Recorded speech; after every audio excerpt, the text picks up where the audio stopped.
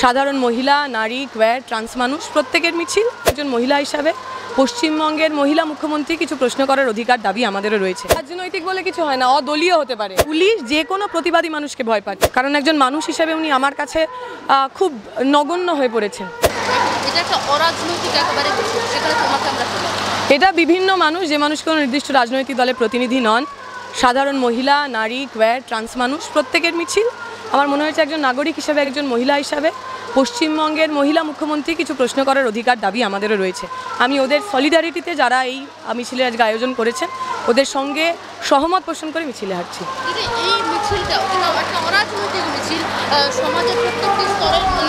দেখো, অরাজনৈতিক বলে কিছু হয় না, অদলীয় হতে পারে। পুরুষতন্ত্রের বিরুদ্ধে কথা বলা, সেটাও তো একটা রাজনীতির কথা। সামন্ততন্ত্রের বিরুদ্ধে কথা বলা, সেটাও তো রাজনীতির কথা। তাহলে এটা আমি অরাজনৈতিক বলবো না, অদলীয়। এটা কোনো রাজনৈতিক দল, কোনো ছাত্র সংগঠন তারা কল করেনি। সাধারণ মানুষ, বহু মানুষ যারা আলাদা আলাদা হয়তো আদর্শগতভাবে আলাদা আলাদা জায়গায় রয়েছেন, সবাই একটা ইস্যুতে এসেছে।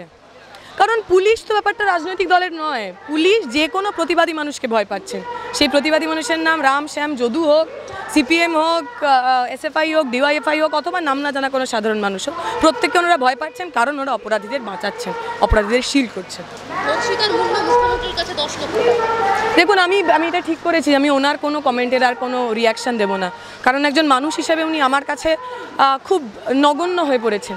যে মহিলা রাজ্যের মুখ্যমন্ত্রী হিসাবে একটি মেয়ের খুন ধর্ষণকে প্রথমে আত্মহত্যা বলে চালিয়ে দিতে চান, তারপরে টাকা দিয়ে মুখ বন্ধ করতে চান, তার কাছে আমার বিশেষ আশা কিছু নেই। ভয় আর কি? সাধারণ মানুষ রাস্তায় নামলে প্রশ্ন করবে, প্রশ্ন করা যাবে না, প্রশ্ন থেকে ভয়।